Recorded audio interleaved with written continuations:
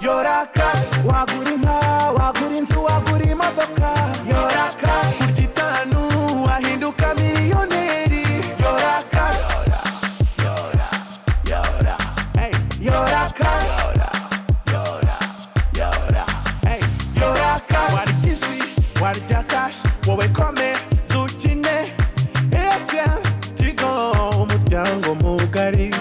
Turaguha amafaranga nawe utera imbere, ohereza rimwe kuri rimwe gatanu gatanu.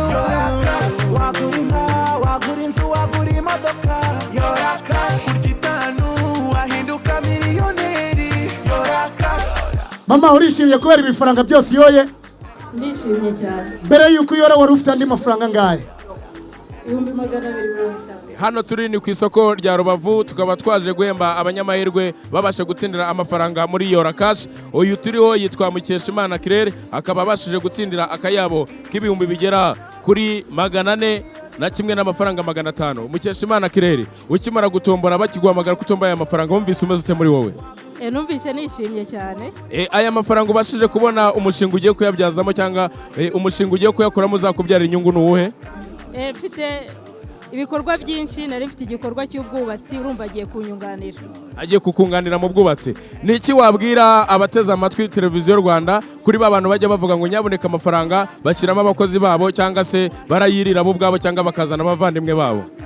Icyo nababwira nuko atari ko bimeze. Buriya buri muntu wese aba afite amahirwe kandi abatazi, ushobora gukina rero ugatombora kubera amahirwe ufite. Mu by'ukuri nta muntu nziranye nawe muri Airtel Tigo, njyewe narakinnye byo gukina gusa ngerageza amahirwe kandi mbona barampamagaye, none dore natomboye 400.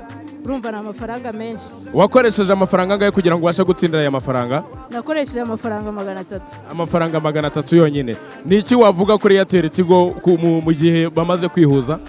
Airtel Tigo mbona ifite serivisi nziza cyane ko nyikoresha kuri internet kandi iramfasha, igira internet yihuta no guhamagara bigenda neza cyane kuko ntabwo hagenda amafaranga menshi. Igitanu byaguhindurira ubuzima niryo ukeneye ngo Yora Cash na Airtel Tigo. Andika umubare rimwe wohereze ku 155 cyangwa uhamagare 155 ubona amahirwe yo gutsindira miliyoni imwe buri munsi, miliyoni 2 buri cyumweru, ube wanatsindira igihembo nyamukuru cya miliyoni 20. Yora Cash hamwe na Airtel Tigo, umurongo ukoreshwa na benshi mu Rwanda.